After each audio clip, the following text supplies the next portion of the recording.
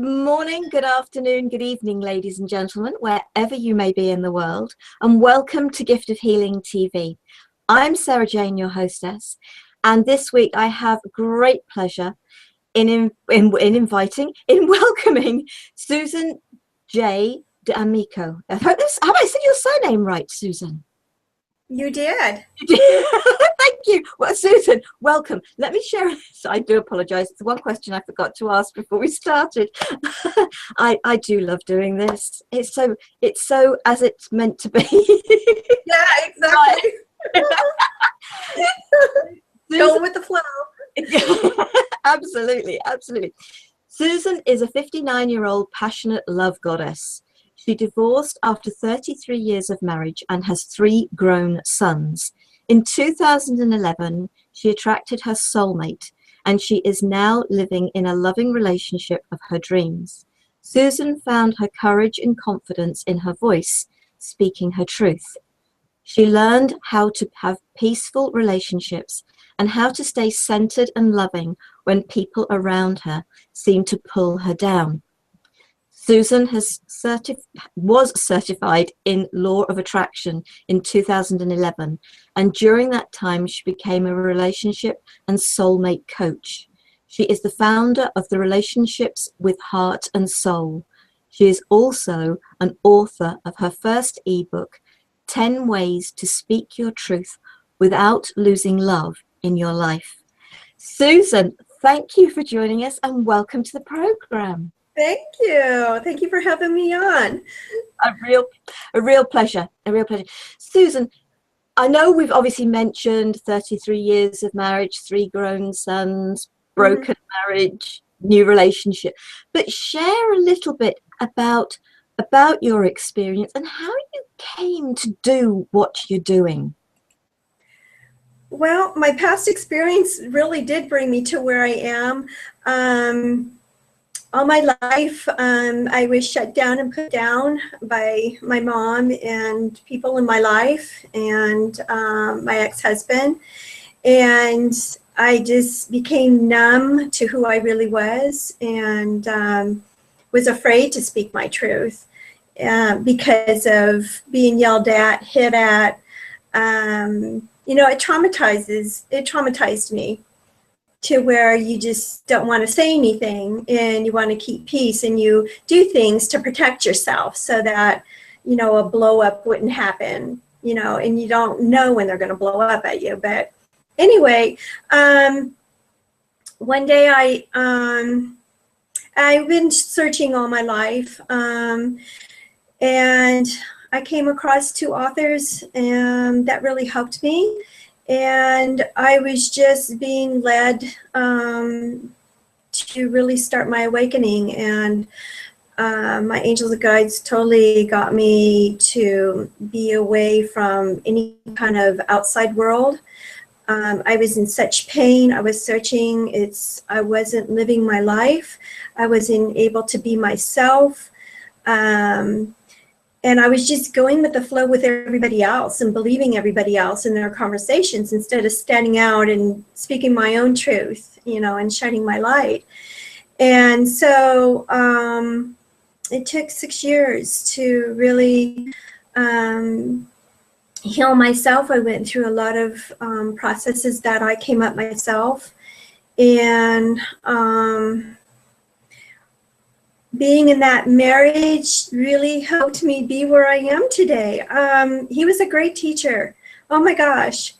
Standing up to somebody who is a bully, that truly didn't love me, wasn't allowed to speak my truth. I tried many times, but there was a lot of emotional things that went with it. But I was put in that situation to finally step up and get strong and have confidence and courage to do so, because my mom was the first basis of it starting when I was 12, and I didn't learn my lesson there. And so when my ex-husband came along, I didn't know it for a while until probably sometime in the marriage when I knew that he was a teacher for me to learn to stand up. So I've learned to love him unconditionally. The first time I spoke my truth, I had to write it down on a piece of paper, and I wanted to create a boundary. And it was the first time I've ever created a boundary with him in 33 years. I was shaking in my boots. I was so scared to stand up to this person. And so I was reading from the piece of paper, and, you know, he was at the kitchen table at his laptop. And I spoke my truth. I set a boundary, and all he could say is, "How come you have to read from a piece of paper?" Which tells me he wasn't even listening to me or respecting what I had to say. And that's how it was in my 33 years of marriage, is that there was no respect for me and what I had to say. So I had to learn to love him unconditionally. Walking by him without feeling resentful or hateful, that was, you know, a tremendous inner work for me to do. So it got easier and easier as I was loving myself, applying techniques, journaling every day, taking walks, buying things that bring me joy, focusing on things that bring me joy, affirmations, just really focusing on me and not in him. He never knew what was going on with me in 6 years of my healing. I didn't tell him anything. I didn't ask him to change or anything. I just kept it to myself. And so as nearing the end of my marriage with him, I was given several signs of what my work is to do, because I asked, what is my work on this planet? God brought me here for a reason. And I want to back up a little bit. I wanted to know what love was and what love felt like, because I really consciously didn't see it or feel it, because the people that are around me were a lot of angry, emotional people. And so so I had to learn that first. And that was where my ex-husband came in. I had to learn to love him unconditionally, but I was learning to love myself unconditionally at the same time. So they said, love, you need to teach love in the world, because that's who you are. And I said, okay, what else? So it took another year or two, and I keep hearing relationships over. It's like a repeated pattern. I said, okay, love and relationships. Now let's put this together. So things just started coming together, and I became certified in law of attraction, and just started helping people in their relationships. Because a lot of women come to me with the same kind of scenario in any kind of relationship, where they're not able to stand up and be an individual and speak their truth, you know. So that's basically how I came about in a short. No, and it is so true, because so many of us feel unwanted, unloved, not good enough, no, people don't respect us. But the truth, I think the truth is that that's how we feel about ourselves. We've almost, because of things that have happened to us and around us, and okay, you know, you mentioned your mother. That led to the insecurities, which a husband can then compound that. Because because I was the same. I didn't love myself enough. I didn't know how to love myself back then. So really, it's helping people. So, you know, this is what you're here, you know, you've said you share with us. It's helping people to learn that, to love themselves, have a relationship with themselves, to respect themselves first. It's creating peace and harmony within your own life. I really, in my awakening the 6 years, I really focused more inward, my inner world, the spiritual world, than I did with the outer world of what was going on. It just seemed like I was pulled into that so that I could heal. But, you know, when you're around people who constantly control you in every way, And they use anger, they use hitting. I got hit several times. My mom was good at the strap, the spoon, or whatever when I started to speak my truth. And one day I remember I was probably 17 years old and she was yelling at me for something I didn't even do. And I was starting to say something and she got the spoon and I just grabbed her arm and I said, "Don't you dare hit me again." And she like got really startled that I stood up for myself. But what I've learned also in my past marriage is that he was teaching me how to speak my truth, because he did. He was very confident and had courage to speak his truth to me, no matter how it came out. And so that's my learning ground. And that's when I started to really stand up for myself and protect myself, and love myself. Because you really don't lose love in life. People come and go out of your life, teach you a lesson, they hate you, they don't like you, they complain about you. But the one thing you'll always have is that love of self. Yeah. You could always, always go back and love yourself in the moment you feel rejected. The important thing is, and I think what people have to realize is, that it's okay to love yourself. In fact, it's essential to love and respect yourself. Right. And also, if you're going through some traumatizing experience or you're being controlled, journaling, that's what really helped me is journaling. I journaled every day, every day, every day. And I have a positive aspect book, meditation, that helped. I bought flowers for myself, I still do. And, you know, the hardest part is when you're in a marriage or in a relationship and you become really kind of close meshed in, but when you start doing things apart, you're not really doing things apart. You're really, your heart and souls are together. But I remember the first time when I was married that I went out to lunch by myself, because the marriage wasn't really a marriage. I mean, there was no nurturing the relationship. There wasn't talking about, I wanted to always talk to him. Let's talk about this relationship and about what just happened, you know. But there was no time for that. Didn't want that to happen. So going alone, doing things by myself, that really was hard on me. And I had to learn that I can live my life being by myself, doing things on my own. Yes, that is important.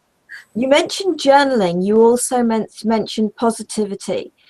And yes, I mean, this is something that crops up with so many different things. So the journaling, that's what happened during the day? Was it from every perspective, or did you try and stick to the journaling of purely positive things? What helped you? Well, journaling definitely helped me, because every day, anything that went on in my day, I would journal it. Even if it was during the day, I'll stop and I'll write in my journal. And what happens is I was journaling what was going on inside of me, any of the resentments, the frustrations, feeling off, negative thinking, whatever it was that was bothering me, I would journal. And it helped because it brings it out of you on a piece of paper instead of holding the pain inside. And I know that we all hold past trauma until we get to, you know, work on that itself. But journaling just really helps. It really helps bring everything out where you're not holding on to that baggage in that moment. And as you're journaling, I start to feel better. And then my writing shifts as I'm journaling, because I'll shift into, you know, I'm feeling really good right now. And I see, you know, if I'm getting clarity and insights, I'll start journaling that too. It's really important. The positive aspect book, I do that in the morning and sometimes during the day and at night. It's a way to raise your vibration of feeling good and what you're grateful for during the day, because there's a lot to be grateful for. So I did that in my, in the 6 years of my healing too. I'm grateful for him. I'm grateful for my lessons. I mean, I just wrote a bunch of things I'm grateful for.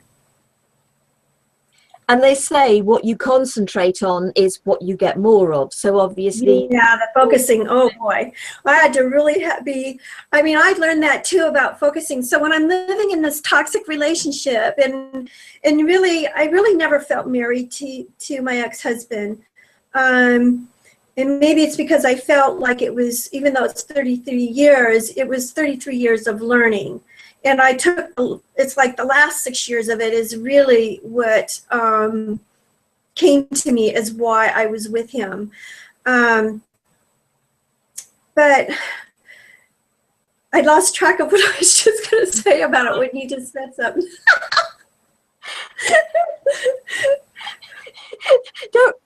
Don't worry about it. It'll come back if it's meant to be said. And folks, if you do want to ask a question, please do ask. So obviously, you've gone through a lot. You've done an awful lot of work on yourself, which is obviously really important.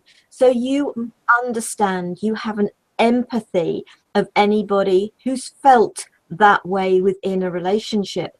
It's painful living in a toxic relationship. Tell me about it. It really is. Oh, I know what it was.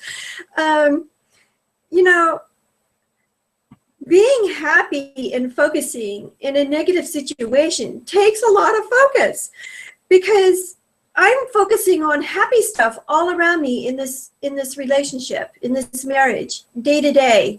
I felt like a robot. One day I said, I feel like a robot to myself, because I'm just selective of what I want to focus on. And I'm selective about the words that are coming out of my mouth and what I'm grateful for.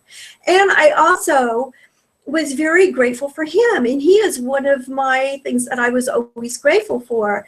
And so I learned that, let's say that he comes to me and he starts talking to me about something, about his beliefs or whatever, or he starts yelling at me about something, I would stand there silently and start appreciating things about him.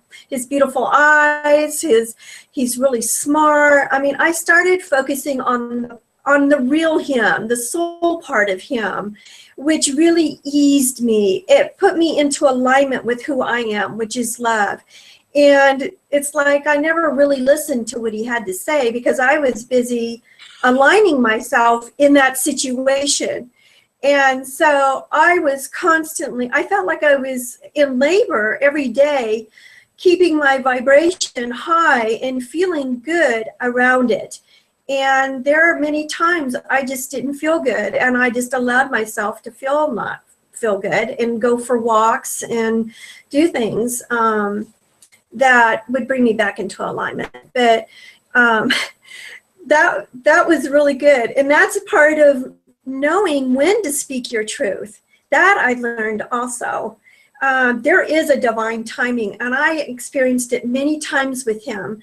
And I experienced times when it wasn't the divine timing. And this one time I wanted to say something. You know how when you really want to tell someone off, or you really want to tell them something, so you get their attention, and I'm standing there and my angels and guides are saying, don't say it.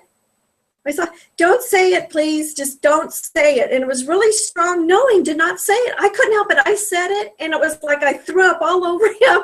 And boy, did the repercussion of it was thrown back at me. But the other times I did listen, when I was starting to listen to my intuition, it was a very peaceful conversation, and he was listening to me. Yeah. So when it's not divine timing, they're not there to listen to you. When it is divine timing, they're ready to listen to you.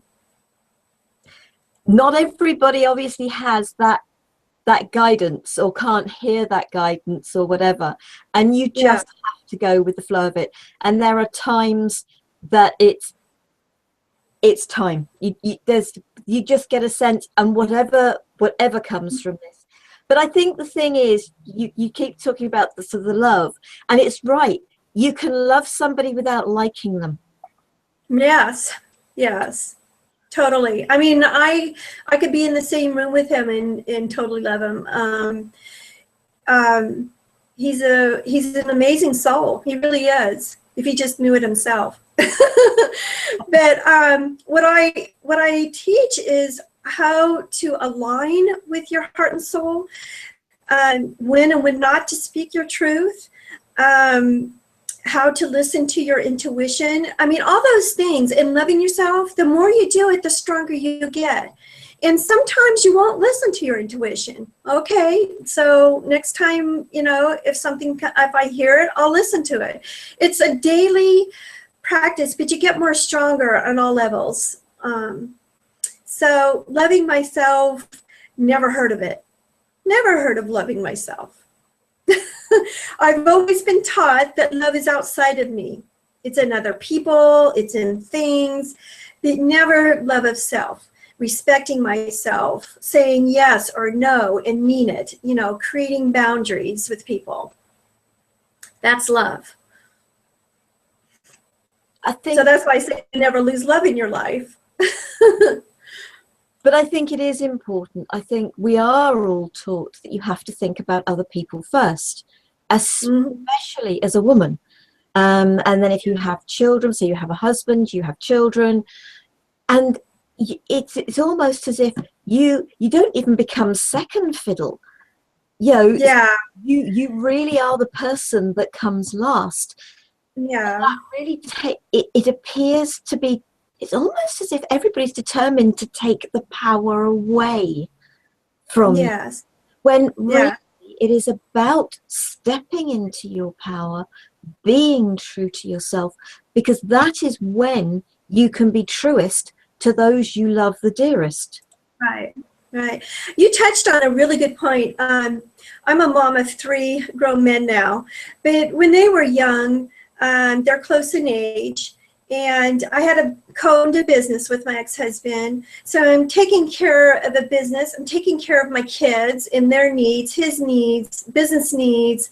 And I remember being so exhausted, I didn't have time for myself and to care for myself.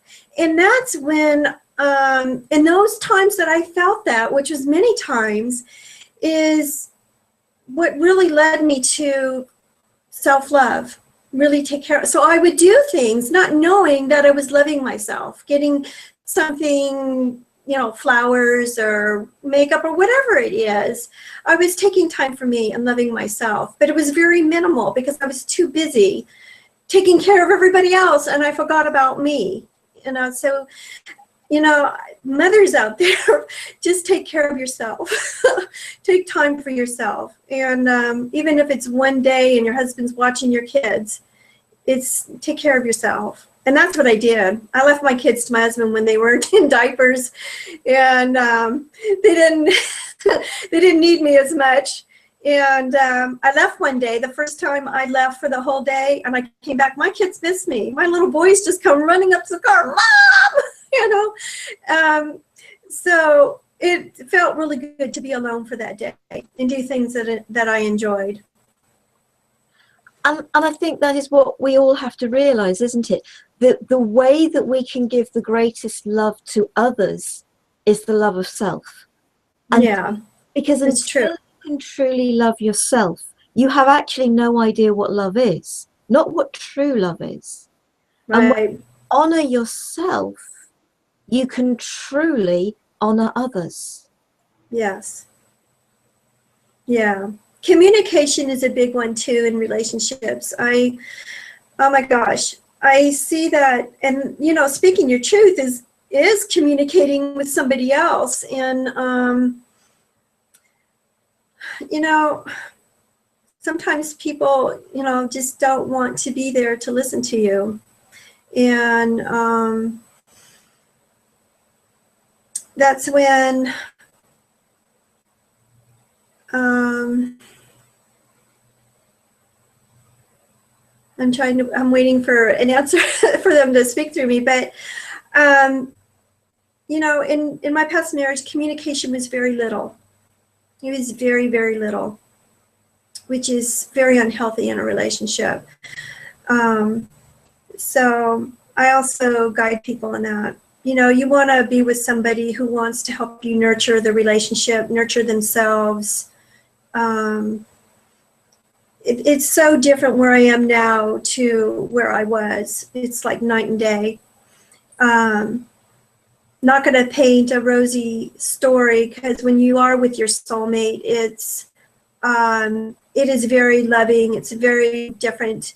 There is no trauma, you know, stuff going on. But what I love is his soul, and that's why I call it heart and soul. So when you want to create your soulmate, it's your soul is looking for a vibrational match to your soul. And then everything else around it is, what do you have in common? Also, the other parts that were, because we're all learning and growing. We'll never stop learning and growing. So that's where you help each other, you know, in times when you're feeling off or you have something to work through. That's part of a beautiful relationship, being with somebody, you know, instead of just not having that at all. Is so. I think it's important that whoever you're with, that you have the things in common, and there's no two ways about that. There are things that you enjoy doing together, but I think in healthy relationships also, you have the things that you enjoy doing, they have the things they enjoy doing, because then you can go off and do your own thing, but you can come back and you have something else to talk about. Yes, definitely. And it's creating a whole relationship. It's keeping you as an individual, them as an individual, and you both as the relationship. The friendship aspect is essential, and friends with each other as well as with yourselves. Yeah. Yeah. Mm. Oh, I've lost your picture. Oh, you're back. I lost you for a second. I love technology. Oh, we've lost her. But I can still hear you. You're back. I didn't touch anything. It's technology for you. You're in America. I'm here in the UK. So I think it's retrograde, right? I think we're in the retro. So the friendship aspect of love is essential. It is. And you know, I have such a great friendship and relationship with the guy I'm with now. He's amazing. And the thing is, he shows me love every day. Showing it is better than telling it. You know, you can tell someone you love them, but then, you know, you go off and, you know, you get angry at them. I mean, I know you have to voice your anger, but not at the person. That's a whole nother story that I've learned. But it's creating peace within yourself, taking care of yourself when you're living with somebody. It's really focusing on you, not focusing on them at all. And whatever you're feeling, whatever you're thinking, you'll totally manifest it. But you're an individual, and he's an individual, and he's a lot of fun to be with. He's funny. I mean, when I wrote down things that I wanted in a man, and who I was, it's amazing how many men came into my experience, and being really aware of who they are, being aware of my intuition telling me yes, no, maybe. And so I'm learning with him. He's teaching me a lot of great things. And I'm not perfect. He's not perfect. We're learning, but the relationship is just so loving. It's so good to be in this relationship because it's loving, it's caring. There's no fighting, there's no yelling, there's no pulling love away, which is really important. Absolutely. Yes, my second marriage, because I've had two of them, when that broke down, I brought an end to it. And he looked at me and he said, but I've got everything I ever wanted, and that includes you. And it's Mhm. like, but the way you've been treating me, I've been like a slave in my own home. Mhm. I thought, I just can't do this. You're almost ignoring me. Now you're telling me that you've got everything, including me. And I'm going to go back to a really old word here. I felt like a chattel. I felt Yeah. as he felt I belonged to him, that it didn't Mhm. matter how he treated me. Mhm. And it was just like, I'm not prepared. I am really not prepared to be treated Mhm. like this anymore. But I don't put all the blame on him at all, Right. Exactly. in any way, shape, or form. When we first Mhm. met, there were things that I did, such as, it's okay, I'll do that. It's okay, I'll do that. It's okay, I'll do that. And we women can be our own worst enemies in that respect. Because X years down the line, it's actually, you need to do your fair share too. Yeah. But we've done Yeah. it ourselves. Mhm. Yeah, I just knew it was time. I knew that I was going to divorce in 2 years before I actually did. I was guided step by step until I did what to do, and I followed it. But, he let me go. And he says, we're like vinegar and water. Well, I think we've always been like vinegar and water. And a lot of people say, it seems like you two don't match. But, in the beginning, I saw his true self. And after 2 years, the utter control just started. And I'm thinking, oh my God, I'm creating this. And what's happening? And I remember even 20s, 30s, 40s, or, 50s, especially in the 20, 30, 40 years, I really seen how I'm a sensitive, and I was getting a lot of knowings and in intuition about all kinds of things, but I really didn't know what it was. And so at the end, he let me go, and which is great. I told him, I talked to him 2 years before what was going to happen. I just was the right timing. My angels and guides says, now's the time. Go get him and talk to him what's going to happen. And it's almost like I was channeling to him what it just came out of me, the whole thing, how I wanted things to go, and with our sons. And it was a beautiful experience, actually. And everything went peaceful in the divorce, everything. And that's how I wanted it to go. But it's also, there are some marriages, there's no two ways about it. It's right for them to end. But Yeah. even if you're in a marriage where you're not sure that you should be there, even if you're in a marriage where, as much as you love the individual, it's not working, it doesn't mean that when you step into your own power and learn to love yourself, respect yourself, honor yourself, that marriage has to come to an end.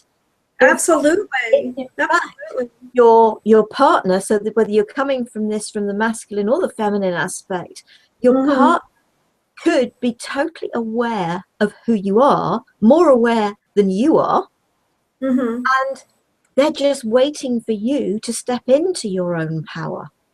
And then Mm-hmm. they are totally there for you. So the one thing we're not saying here is, if you find yourself in a relationship that doesn't Oh, yeah. quite right, get out of it. Absolutely not. You know what? There are ways of empowering yourself that can empower that relationship to something Mhm. way more than it's been up to that point. Right. Totally. Absolutely.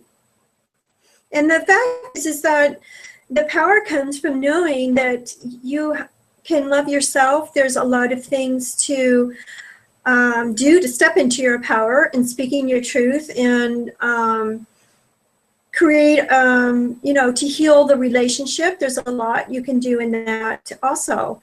But in my case, it ended in a divorce. And because when someone doesn't want to talk ever about what's going on in the relationship or nurture it, or is not, I would say, a vibrational match to where you are, which is what I felt, you know, and our spiritual growth is that you love them enough to let them go and live their life, and you love yourself enough to go and move on. And that's what happened with me, is that there was no wanting to nurture the relationship and talk about it at all. But okay, you said it took 6 years, and yeah, well, that 6 years is healing myself. Yeah. I was a nothing. I don't want to say that, but I mean, I was an empty shell. I was numb to who I was. I didn't know, everybody knew who I was, that I wasn't really listening to everyone's beliefs. But I was so beaten down and so drained, I had no life in me. I could say it was, you know, not spiritually dead, but my little light within me was like trying to flicker, a little light, you know. And so I just started healing myself that way, and surrounding myself with positive people, and, you know, good things were happening for me. And people were coming into my experience to help me through it, and new positive friends, and, you know, things just started turning around. But no, I'm not condoning that everybody go out and get a divorce. I would never do that. Because if you have a willing partner that is really wanting to nurture the relationship and knows about nurturing themselves and can really help each other. I mean, that's the main point, is if both people really want to heal the relationship, then that's a good start, and to stay in. But my whole focus was on me and not on my ex-husband. And the focus does have to be on ourselves, and that isn't self. Yeah. And I think it's conveying this to everybody, because we've been brought up at a time when thinking about yourself is considered to be selfish. And it is absolutely essential that we think about ourselves first and foremost. When we do what is right for us, we are doing exactly what is right for everyone around us. There are no ways about the fact. There are times, there are circumstances, there are situations when we do things and we know it is right to do them, even if there's a part of us that says, I'd rather not be doing that. But we know it's right. But I think in this, because I'm hearing a lot from you, you're saying, you know, sort of listening to guides and angels, there are a lot of people out there who can't hear them. They aren't aware of them. And there's going to be an element of, but does this really relate to me? Because I can't relate to that. And my reaction to that is, I don't hear voices. I don't see things. What I get at times is a huge sense of knowing, a gut instinct, a feeling. And just because sometimes you may hear the words guided, etc., it comes in very, very many different forms for different people.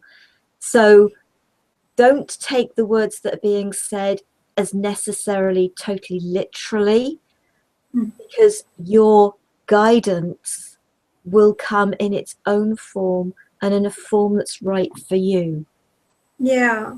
I mean, when the first week of my healing, I was, I could tell, I could see my angels around me. I would get woken up, and I would see them there with me, and I just felt their presence, because I was communicating with them actually through prayer, calling upon them and asking for guidance on a certain subject, you know. And so, and I wanted to know how to listen more to my intuition. And so, yeah, just by asking them to come into my experience to help me, they would come. I can, in the beginning, I see them. Now it's more audio, you know, or my intuition also. But it's more audio now that I haven't seen them. I just know they're with me because we're born with a set of angels and guides. But that's just my experience as my awakening. And the first part is I was surrounded by them. And it startled me at first because when we're young, we're told that they're, you know, the boogeyman. You know, here we go. You know, oh, those are boogeymans in your room. No, those are angels in your room. There's nothing to fear, you know. And so that scared me too. That's why I would get startled, you know, you know, because of past trauma of quote a belief that I believed, you know, that somebody else believed about it. But they do show up in many forms, in ways. So really, the best way to create a loving relationship is to start with yourself. Yes, and have definitely. that loving relationship with yourself, then you can attract, invite in, whatever terminology you wish. Yes. That life partner, that soulmate, that friend, and it can be friendships. And I suppose that actually goes with friends with men, friends with women, friends where it doesn't have to be a physical relationship. You can actually bring much better friendships into your life as well. Right, because when you're aligned with who you really are, your true self, you are a magnet to bringing in those friendships, relationships, men, women, whatever, to you, which is a vibrational match to you, and how you're feeling and thinking in that moment. So it's all up to the individual to change their own life, to change their relationships, to change their friendships. You have the power to do that.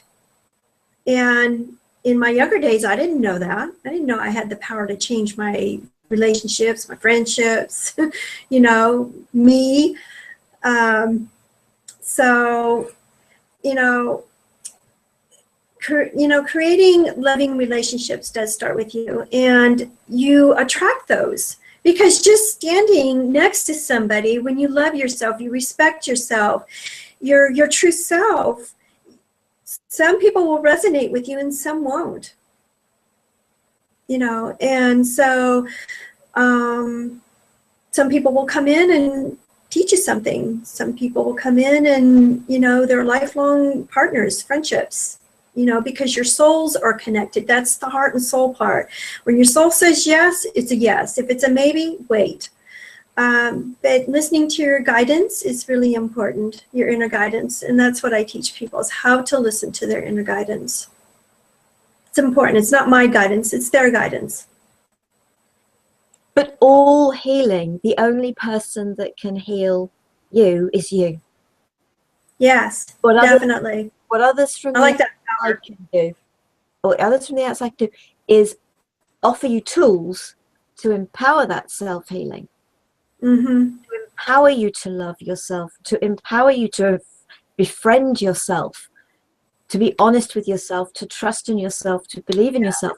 But the only person who can do that is you. Yes. And even when you start berating yourself, scolding yourself, you know, that inner talk just starts, you know, beating you up, you know, all you have to do is hug yourself and say, I love me. I love me. You know, and it takes work to say, no, that's not true about me. And because we're so used to people beating on us, we want to beat on ourselves because maybe we said something wrong, we did something wrong, you know. So that's part of really loving yourself too, is when you start turning against yourself or start talking about things about yourself that's not true. Yeah, self-love is very powerful. That's why you can never lose love in your life, because you've got you to love. Absolutely, absolutely. We're very close to the end of the program. Have you got anything finally that you would like to share to folks? And if anybody's who's listening would like to actually ask a question, please do it now. Is there any sort of final words of wisdom, support that you'd like to share with people? Yeah, if you're in a toxic relationship, start journaling. It's very healthy. I mean, it will really start helping you out, and just focus on how you're feeling, letting go of everything else, and just surround yourself with love. Do things that bring you joy, and just create a loving space for yourself. When you're in a marriage that's toxic, or a relationship. I think in relationships itself, boyfriend and girlfriend, if it just doesn't feel right to you, ask yourself, do I really want to stay in this relationship? Does my partner really want to help nurture this relationship at all? And so there is a way that you can love yourself and get yourself through it. It really is. Brilliant, thank you. And it also goes to friendships, sort of. Yeah. Yeah. We can find ourselves.